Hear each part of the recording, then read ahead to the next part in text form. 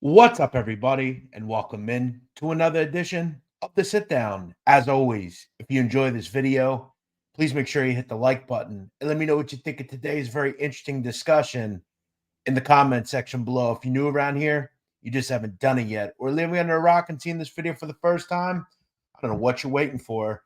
Hit that subscribe button below now so you never miss another sit down video. If you're currently listening to us on iTunes, Spotify, or Google Podcasts, welcome in. As always, make sure you leave us a detailed review and a 5-star rating. What's up, everybody? We are back. I am your host, Jeff Nadu, and this is episode 133 of the podcast. And I'm looking forward to this one. I know I always say that, but I have to tell you, there are times, guys, where at least me, I get a little tired of talking about the American Italian mafia. And sometimes I want to delve into other mafias, far more powerful organizations.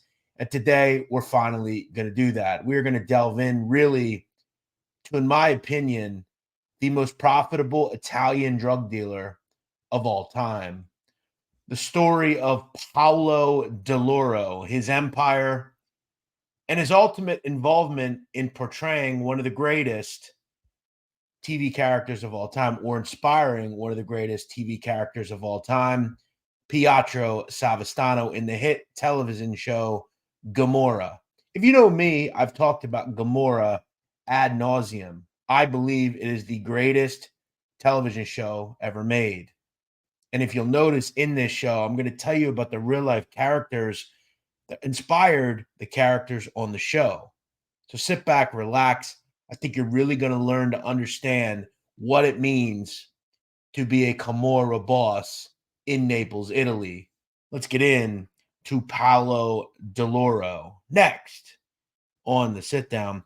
Paolo DiLauro was born August 26th, 1953 in Naples, Italy.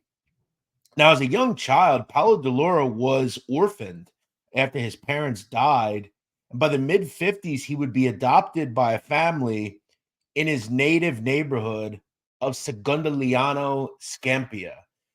Now, Scampia is right next to Secondigliano, and it is in the northern suburbs of Naples, not far from the airport, the international airport seen here. If you notice, basically west of Naples by the beach, whether it's Costa dell'Ovo or Parco Virgiliano, those are the wealthy parts of Naples. And most of the city center, and mostly in the northern areas, they are where the poverty is. Now, I want to talk a little bit about Naples and the mafia per se in Naples. The mafia in Naples is called the Camorra, and the Camorra is not a traditional structure like we know of the mafia here. The Camorra, different than the mob here and the Sicilian mafia and some of the mafias in Calabria and places like that. Most mafias are a pyramid like structure. So the Sicilian mafia has a pyramid like structure. The mafia here in America has the pyramid structure. There's one boss at the top, and there's people below the boss, and then there's people below those people, and there's people below those people.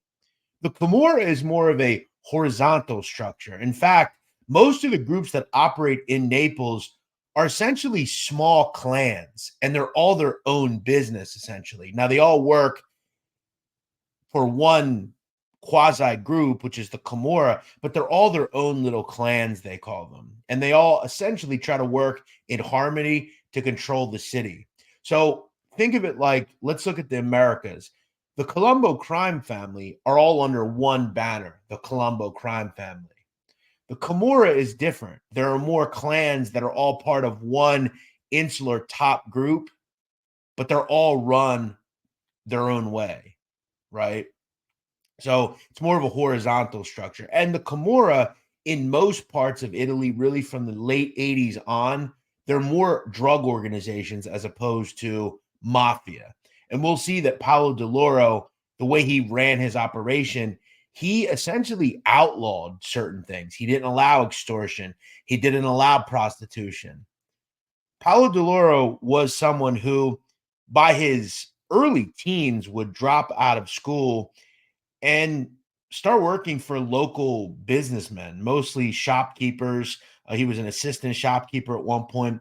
He wasn't making a ton of money, so Paolo DiLauro decides to go to northern Italy, Lombardy, the Piedmont area, Bergamo, Atalanta, those areas, and he begins selling door to door to migrants and other people that lived in those areas. And what we would find is that Paolo DiLauro is a pretty smart guy. He knows numbers, he's good with math, and he also learns how to scam people as a door to door salesman with someone called Magliari. The Magliari are essentially scam artists. It's English for scam artists, crooks, and he learns how to steal. Now, it's not actually known if he has his own kind of criminal steal ring, but he is involved in learning how to steal and he learns how to scam from scammers. By the early 70s, Paolo DiLauro would decide to return back to his native Naples, and he would meet a woman called Luisa. They would ultimately marry after falling in love. The DeLauros would ultimately have 11 children. All 11 were sons. They would not have a daughter, according to people that knew them. And most of the sons that Paolo DiLauro had would follow him into the world of the Camorra, including Cosimo, Vincenzo, Ciro, Marco, Nunzio, Salvatore, and Raphael. So DiLauro was a busy man with his wife. And in the early 70s, as he's deciding to get married and start to have children, his first son, Cosimo, would be born in the late 70s. DeLauro was really just a regular kind of criminal. He was not associated really with anyone. But what he essentially does is he falls under the leadership of the local Camorra boss, a person called Agnello La Monica. Now, La Monica is the local Camorra boss in the 70s in Secondigliano. He owns a butcher shop. He's really old school. He runs in extortion rackets, cigarettes, construction scams. And he takes Paolo DiLauro under his ring because he realizes that DiLauro is good with math. He can work kind of as an accountant, if you will, running his books, kind of keeping him legit, that sort of thing. The problem is for Italy is in 1980, a gigantic earthquake happens. And here the earthquake can be seen not far from the Naples proper, about 25 kilometers away. And this would affect large parts of Naples. People become displaced. People become without homes. And what a lot of people start doing is migrating out of Naples into Paolo DiLauro and Anelia LaMonica's territory. A lot of these people are displaced. They have no money. There's a bunch of poverty. And this makes the poverty in Secondigliano and Scampia a lot worse. By this point, the city center of Naples builds something called La Velle, which can be seen here. La Velle meaning basically the sales. These were these huge housing project complexes that were built cheaply for poor people. And what these displaced earthquake victims start doing is become squatters. And over the years, it becomes a rundown tenement. These are the places that DiLauro and La Monica are controlling. And in the early 80s, DiLauro sees that these places are overrun with criminals, pickpocketers, scam artists, and drugs are starting to be very profitable. The problem is he runs into a problem with his boss, La Monica. La Monica was not ready to jump into the narcotics trade. DiLauro, though, was smart and calculated. He realized that he wasn't just going to make a couple $1,000,000. He was going to make tens and hundreds of millions by getting involved with cocaine and heroin and hashish. And La Velle and Scampia were perfect places to have a large open air drug market.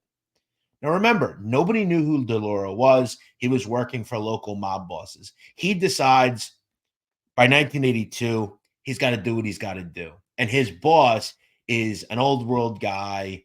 He doesn't want to get with the program. And he decides to try to engineer a power takeover. Now, remember, this is essentially his adoptive father. He entrusts him with coming into the La Monica clan. On May 1st, 1982, after LaMonica sends people to kill Paolo DiLauro, DiLauro fights back and gets to LaMonica first by setting him up through insulary people. On that day in May, Paolo DiLauro, Domenico Silvestri, and a man called Raphael Abbondanti, who were all loyal at one point to LaMonica, kill him. So by taking over and killing his boss, DiLauro essentially becomes the head of the Segundoleano clan of Camorra. Now, what would happen? Now, remember, there are a ruling panel of people that run all these groups, and each family has a representative. Okay. They called it at one point the Alliance, basically, where you'll have someone from the Licciardi clan, the Mazzarella clan, the DiLauro clan. After LaMonica is killed, nobody knows who did it, right? DiLauro shows up as, well, I'm just a worried guy. This is my boss. I guess I'll be the guy to take over. And little did they know he was involved. He went to the funeral and he had engineered this takeover.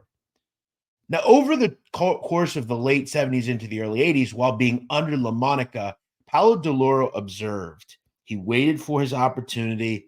People feared him, but they also respected him. He was an old school guy who knew that he'd wait for his turn, and then eventually he could take over. DiLauro was now the essential head of the Camorra in Segundoleano.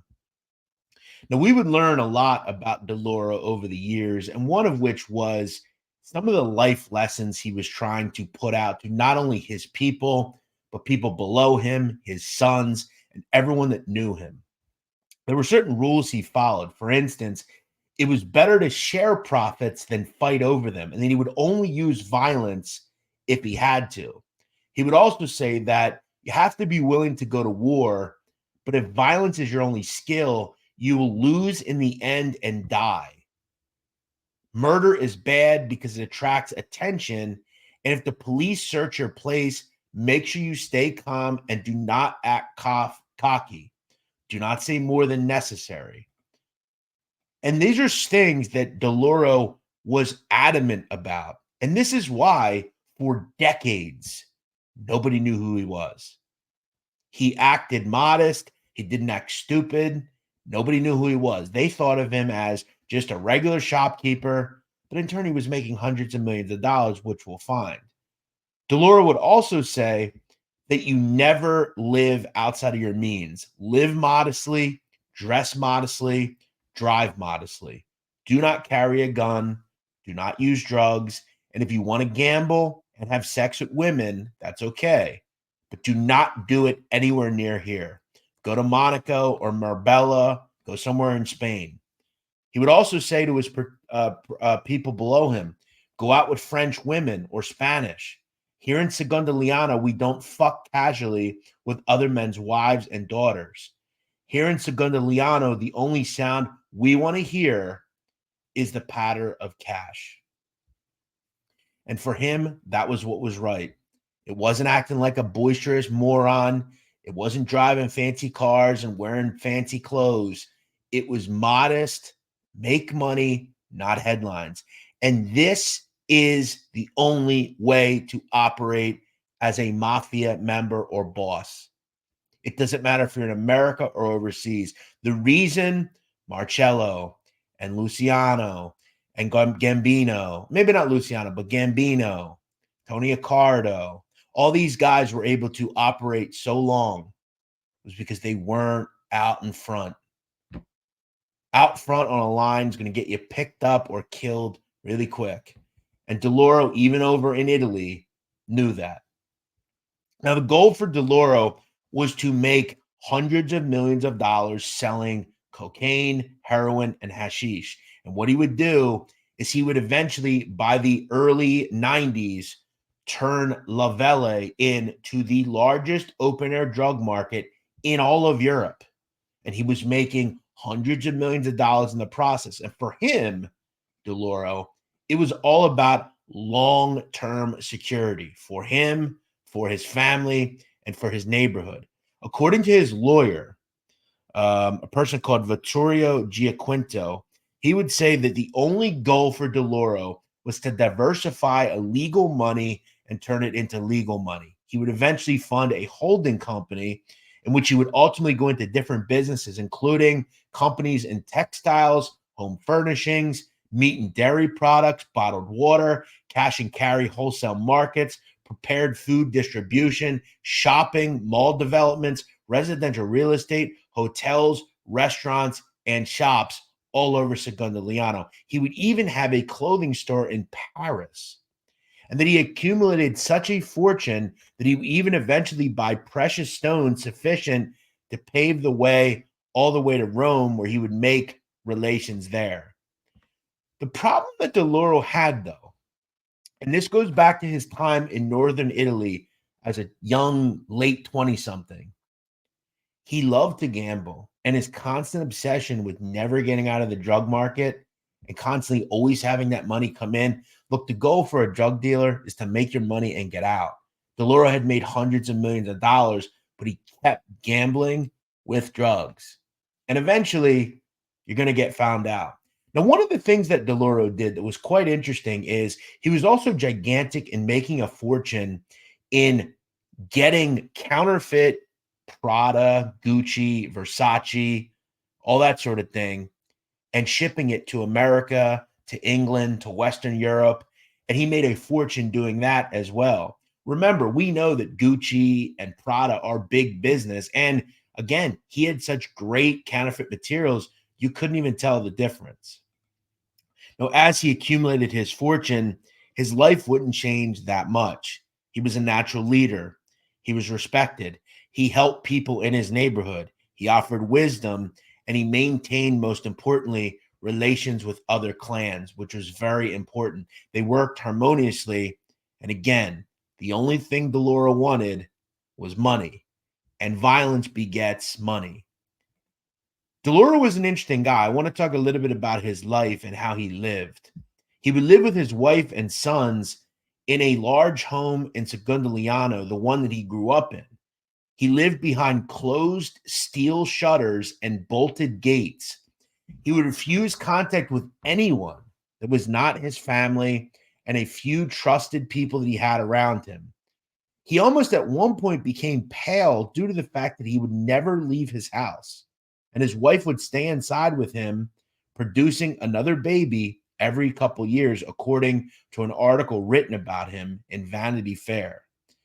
Now, one thing the family did have was a large Neapolitan Mastiff that they would call Primo Carnera, after the Italian heavyweight boxer, and the dog would have his own room. Now, for Paolo DeLauro, his house was quite simple inside. It was donned with large religious icons on the walls. Though he didn't go to church, he was very Catholic in his faith. He hardly dared to use the telephone, and if he needed to, he had a back passage for easy escape. He eyed people closely when he spoke to them, and he expressed himself in language so spare that it would have been difficult for outsiders to comprehend anything he would say. There was also said that no outsiders were ever listening. So when he would talk, he would say things in code or so sparsely that no one would even be able to put together what he was saying. DeLauro would clearly fear to talk could bring him down. He was said to be largely taciturn and muted by his caution. I want to talk also about his operation and how his clan worked.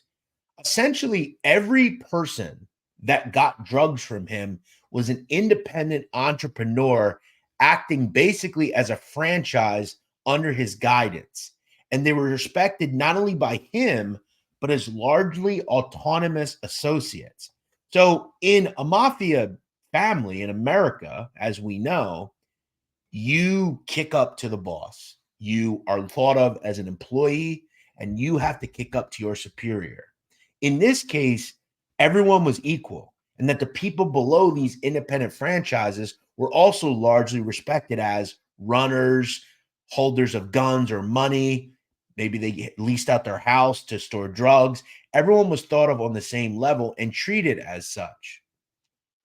Now, it was also said that Paolo DeLauro urged all the autonomous franchisees that bought drugs that they were at one level and that each had exclusive rights to one major drug piazza. They would buy a minimum amount of narcotics from DiLauro each week and would pay a rent to operate in that territory. But beyond that, so once they paid the franchise fee each week to operate and for the drugs, they could make whatever their profits were. They didn't have to kick up separate upon that. So let's say you bought 1 kilo a month. You paid for the kilo. It was one price, and you paid for the right to run that area. But if you cut it several times, you could make it all. So you just had to pay one price. That was the interesting thing about DiLauro. Now, they were free to earn as much from their piazzas as they could. And this would also include going to outside vendors for additional supplies if they could find them at a better price than DiLauro offered. He would even finance you them at lower interest rates if they required. In return, though, DiLauro would expect a certain code of behavior within the clan. People would be treated fairly down to the lowest level of associate, and that it was important that no one quarrel to cause problems. Now, they would also recognize that DiLauro's authority mattered the most at all times. And they would not take independent action against any other group in the city, and they would never, ever mention his name. In fact, most of the people that knew who he was as this mythical phantom figure, they knew him as Pasquale. They didn't even know his real name. He was known as Pasquale. That was what we would find years later. So everything DiLauro did was extremely effective. Keep in mind, by the mid-90s, no one in the police or government knew who he was. He was just in turn sitting on a fucking gold mine making hundreds of millions of dollars. And again, it was important to treat everybody with respect, because when people see that people aren't getting the same amount of money or something happens, if you act stupid, you will be dealt with, so we don't have to engage in other shit. And violence fucks with our money, and we're not going to have that. So if you act stupid, you'll be killed. And people feared this guy. Nobody had to deal with anything, but they maintained that if everybody acted normal, we could live in this utopic paradise where we all make money. There's no crime. There's no nothing. We just operate freely. And that's what DiLauro would build in La Velle di Scampia. Now, this is Scampia many years later. It didn't look like this with all the trash and stuff. We'll get to what would ultimately happen surrounding this. Now,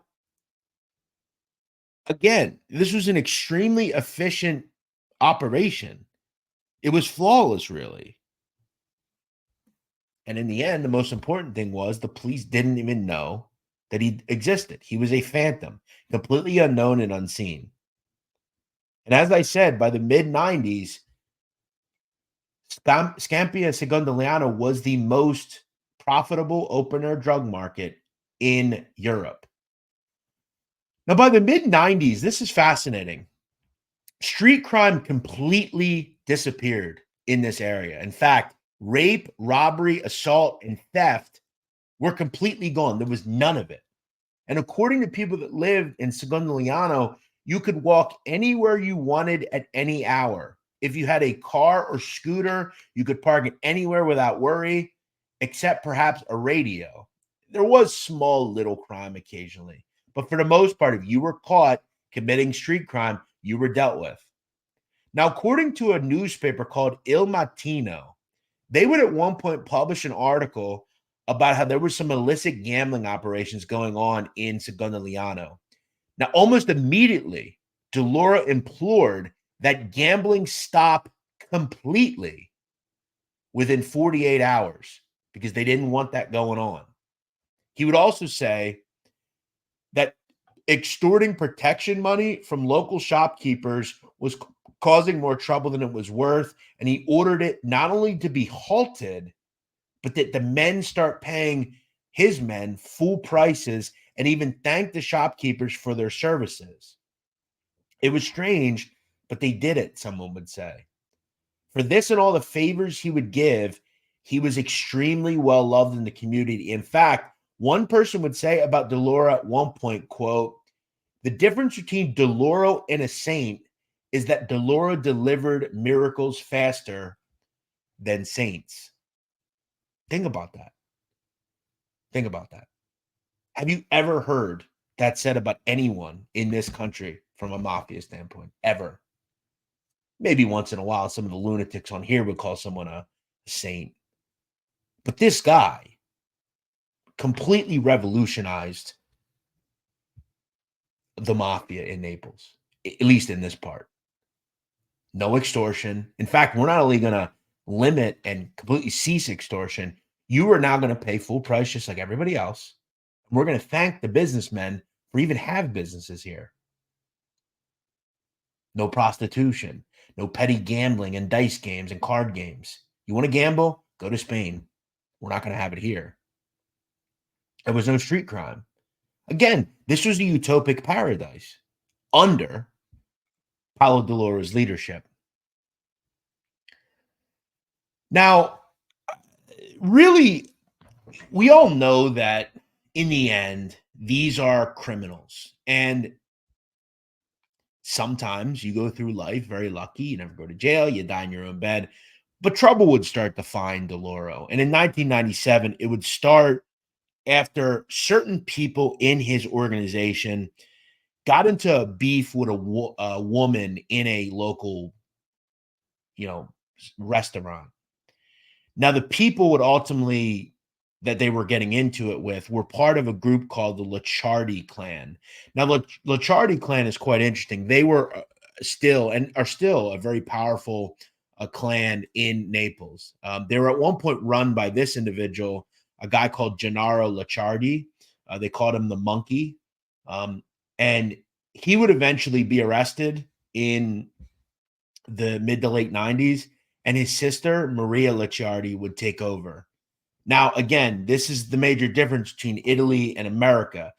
There are women bosses. In fact, Maria Licciardi is one of the most effective mafia leaders in Naples ever.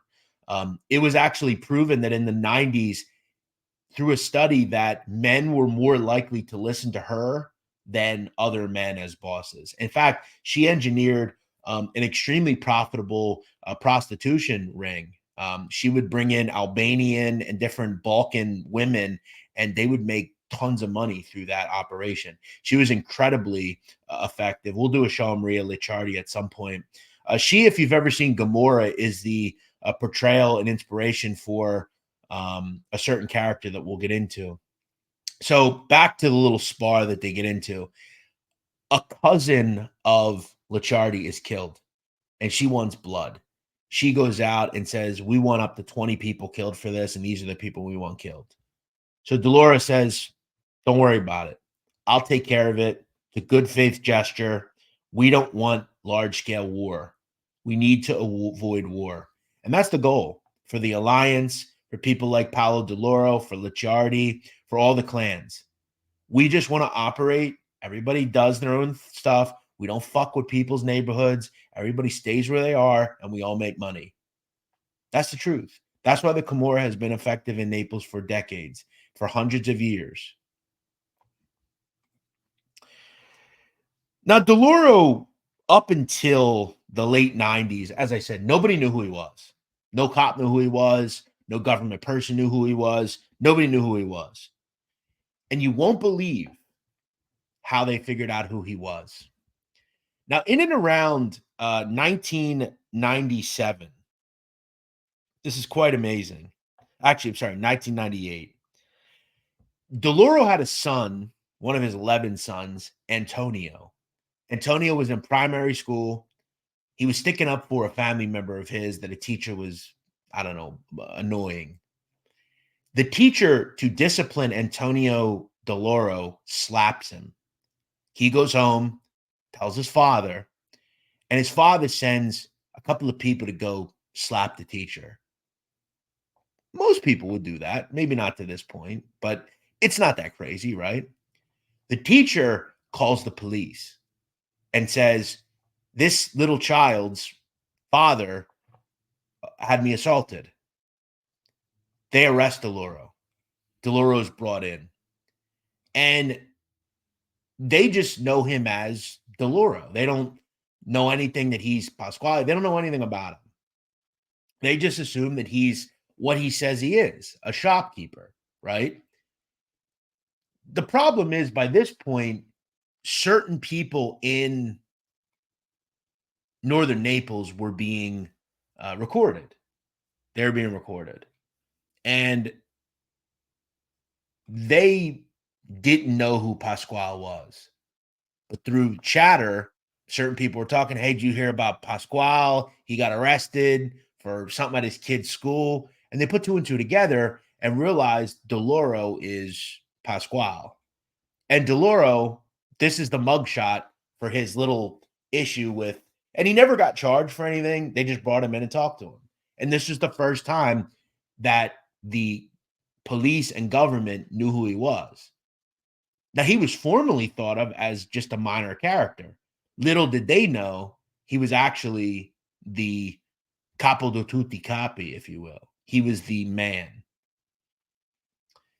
So for several years, he is spooked. And DiLauro is incredibly paranoid as it was. So he decides to, kind of realize that he can't continue to operate just living in his house. He goes further underground. He starts moving from apartment to apartment, from safe house to safe house. He would occasionally see his family, but this is the life of a mafia boss in Italy. When you are discovered, you ain't going to jail. So you have to live on the run. And he would occasionally go to different countries and stuff, but this is how it works. It's better than being in prison. You'll live with a little old lady in a little townhome in the back of a room, and it's better living there, getting some meals and stuff, and you could talk to people. It's better than living in maximum security. So think about that. Nobody knew who DiLauro was until his little son was slapped by a teacher. It cuts back to him, and now they know who he is. And through wiretaps and things of that nature, now they start to put two and two together. And by this point, his sons were involved in this world as well. By 2002, the government in Italy would drop a case on DiLauro and 61 members of his clan, including most of his sons who were involved in this borgata as well. Now, in and around 2002, he decides to take some of his power and give it to his son, Vincenzo. Now, Vincenzo has the reins. The problem is he gets arrested. So by 2004, Paolo DiLauro is at a crossroads. He has to give up his power because he just can't run the group anymore. He's too hot. He's got to stay out of the way. And he decides, I got to do it. I'm going to go to my firstborn son, Cosimo, and he is going to take over the reins of my operation. Now, this was a major issue because Cosimo DiLauro is the polar opposite of his father. It was said that Cosimo DiLauro, this is just a little bit about him. It was said that he would smoke up to 100 cigarettes per day. Think about that. It was said that he had terrible hygiene. He had the long, stringy hair, just a guy that, was just a lunatic. He was called a full-blown psychopath known for brutality. He liked to wear black clothing. He had a Lamborghini. A lot of the girls in the area loved him, thought he was attractive. They liked his aggression. And he had a bunch of young, trigger-happy dickheads around him that they could be looked at the wrong way and they want to kill them. And this exactly was the wrong guy. He was the polar opposite of his father. His father was muted, reserved, calculated, make money, not headlines. I'm not going to know. No one's going to know who I am. And you give the keys to the kingdom to your, bratty son who just wants to kill everybody. It's going to be a problem. At one point, Cosimo DiLauro was approached by an old school member of his father's crew. And through an intermediary, the individual would tell Cosimo that his father said, "You need to detest. You need to stop. Stop being crazy." Cosimo DiLauro would respond, quote, "It's too late." After he was saying, "Don't go to war." "It's too late," Cosimo answered. "Papa doesn't count anymore." And this is in reference to the fact that Cosimo DiLauro and his clan, these trigger happy jerk offs, they decide, fuck the old guard. Dad's not around anymore. We got to take them all out because they don't want to get down or lay down with us. So we're going to go to war with them. One of the chief people on the opposite side is Rafael Amato. He runs a group called the Shishinisti. They are the group that wants to live under the old world the right way, right? Muted, calculated, and they go to war with DiLauro and his friends, the son. Now, over the next 2-year period between 2004 and 2006, 60 different people are killed in this war back and forth. And what we learn is Secondigliano and Scampia is a war zone. There's murders every day. People are being just massacred constantly. La Vella de Scampia turns into an anarchy state. People are dying all the time, and things are a complete mess. And it all comes from Cosimo DiLauro and his obsession with not only power, but doesn't want to respect the old guard led by Rafael Amato. Now, Rafael Amato at one point would actually flee. He would go to Spain. He would, be in fear for his life. His people around him would be killed. And again, over 60 murders would take place in 2004 and 2005. And what this would also lead to down the road is a major crackdown. Now, Rafael Amato is still alive, and he's been in and out of prison ever since then. But I want to talk about the real turning point in this war, because, as you know, generally in America, the mafia does not kill women or children or people not involved with this world. In Italy, it's a little bit different. In fact, it was really different. And the kind of widespread condemnation that would come down occurred in late 2004. A badly burnt Volkswagen Passat is found in Secondigliano. And at one point, there was a badly burned body in the car. And most people chalked it up as it was just a Camorra member, and nobody thought anything of it. But we'd find out that it was actually a woman called Gelsomina Verde. I want to tell you a little bit about this sad story. Gelsomina was born in 1982, and she was just a regular girl. She worked at a leather goods factory. She enjoyed volunteering. And at one point, she had a short relationship with a person called Gennaro Naturno. Now, Naturno was a member of the Sicilianisti, the rival faction. He was loyal to Paolo DiLauro and the old world values. Naturno was marked for death by Cosimo DiLauro and his people, and they wanted Naturno badly. Gelsomina is walking home one night on November 21st, 2004, and she's approached. A person called Pietro Esposito would say, quote, "I started talking to Gelsomina without getting out of my car. She was just walking home. After about 10 minutes, a moped would approach, black in color. 3 people would come out. It was Ugo Di Lucia, Pasquale Rinaldi, and Luigi Di Lucia. Now, these guys would essentially say that in a threatening tone, get out of the car. We need to speak to you. Now, Esposito would then say, Ugo approached me and told me to go home. Gelsomina was afraid of the attitude of the 3, but Ugo reassured me, quote, nothing would happen and that he would not do anything to her. And they just had to ask her where certain people were hiding, including Gennaro Naturno. and the other boys that were normally around him. Now, he would say that I specified that when I saw Pasquale take a seat in the back seat, I clearly noticed that he had a gun hidden in his vest. Because he sat down, he had to take a piece in his hands and place it between his legs. The three would go on to torture Gelsomina Verde. They would murder her and light her on fire. Throughout the 3 hours of torture, it was said that Gelsomina Verde did not disclose the whereabouts of her old friend, Gennaro Naterno. This was, to me, the end of Cosimo DiLauro, because we would find out that Cosimo is the one that ordered this by any means necessary.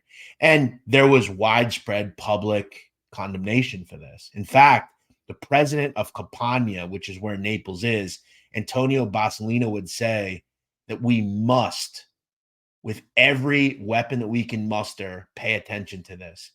He would then, 2 days later, dispatch 325 police officers to the city and essentially contributed to the end of this war.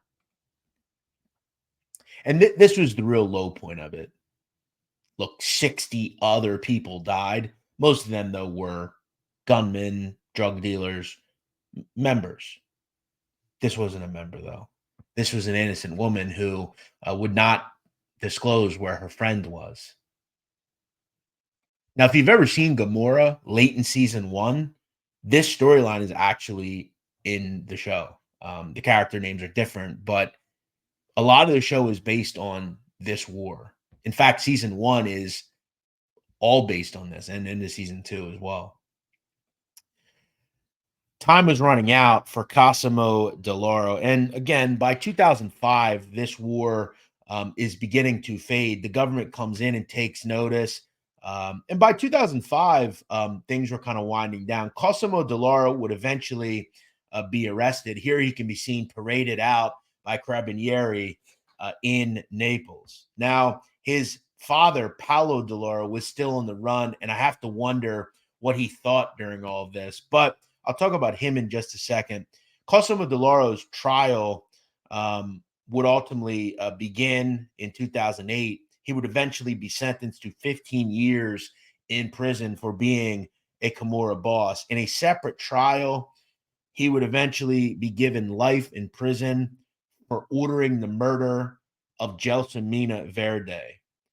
Cosimo DiLauro would die in prison custody in Opera, a prison in Milan, at the age of 48. At the time of his death, it was said that Cosimo DiLauro was in a prison condition known as 41 bis. 41 bis is essentially ultra maximum security given to mob bosses so they cannot operate inside prison. According to a lawyer of Cosimo DiLauro, a person called Saverio Sinise, he would talk about his final meeting with Cosimo DiLauro in 2019. He would say that he remembers in every way trying to get Cosimo to come to different hearings to make statements. I remember on one occasion, he sent me a letter, but there was nothing written inside. I wanted to help him and make him understand that with his silence, his absence didn't allow me to do so. He would also say that the last time he saw Cosimo, that he was, quote, expressionless, his eyes were dull, he was scruffy, he didn't look like he took care of himself anymore. At a certain point, I remember that while I was speaking to him, he looked me straight in the eyes, got up, turned around, and left the interview room. I was stunned, he said. So basically, he became expressionless. He became mute. He went nuts, basically. And the physical deterioration of the prison stay that he had just wore him down. Not to count the fact that for probably a 20-year period, he smoked 100 cigarettes per day. His body just shut down. At the time of his death in 2022, Cosimo DiLauro was 48 years old. I want to talk about the star of this show, Paolo DiLauro. He would be arrested in 2006 at a small apartment where he was paying an old woman to live in the back of the home. And she would feed him regularly. He was basically a dog. Think about this. This guy's worth hundreds of millions of dollars, and he's forced to live in a small little home with a little old lady that cooked for him. That was his life. Cosimo DiLauro's trial would begin in 2006. At one point, it was said that in court he had no emotion and he maintained modesty, that he was a, quote, shopkeeper. In May of 2006, it was said that he would fire his lawyer and decided to give up. He would be sentenced to 3 consecutive 30-year terms. Most of his property and fortune was seized. Paolo DiLauro is still alive. He is 70 years old, and I was unable to find where he is in the Italian prison system. He has still maintained life. Pretty amazing. That wouldn't stop, though, the DiLauro name from ceasing to exist. Various sons of his would be involved in the life, including Ciro, Vincenzo, and Salvatore DiLauro. In fact, Salvatore DiLauro would be arrested in April of this year for domestic violence. The most notable son of Paolo DiLauro was a person called Marco. In fact, Marco DiLauro in 2019 was the second most wanted fugitive in Italy, only behind Matteo Messina Denaro. Now, Marco DiLauro was Paolo's 4th son, and at one point headed the clan. He would be arrested in 2019 and called a super fugitive. And the details of his arrest are quite interesting. Marco DiLauro was 38 years old at the time of his arrest. He would be found in a modest apartment where he lived with his wife in the Chiano district of Naples. It was said that when the cops burst in, he was sitting with his 2 cats eating pasta. And the house was strewn about after he tried to fight a little bit. So there you go. That's the DiLauro clan. Most of them are still around in some way.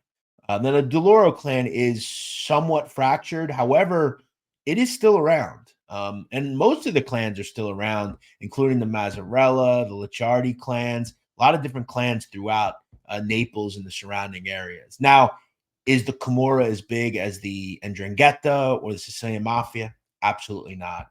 And it's mostly regional at this point. Though we have seen over the years, at least over the last 100 years, Camorra has popped up in New York, in fact. And there are certain connections to Naples still. I do want to end this with just kind of some of the portrayals in Gomorrah. If you've seen Gomorrah, the character Pietro Savastano is based loosely on the life of Paolo DiLauro. And his son in the show, Gennaro Savastano, is said to be based on Cosimo DiLauro. In fact, as I said, once DiLauro, or in the show, Savastano, is arrested and goes to prison, his son is forced to take over and become a man. And he, with his trigger-happy friends, go to war with the old guard. I strongly urge you, if you enjoy mafia, organized crime, Gomorrah is the best television show ever made. It makes The Sopranos look like a fucking ballet. It's just that simple. Now, if you're, I don't want to be rude, but if you're ignorant, you might not like it because you got to worry about subtitles and stuff. But if you give it a shot, anybody in the comment sections will tell you, I'm sure, it is absolutely exquisite. It's a masterpiece. I could watch it every day. It's that good. But there you go. The real life portrayals of Pietro Savastano. Paolo DiLauro was a visionary. He was, in every sense of the word. He is the most effective Italian drug trafficker of all time.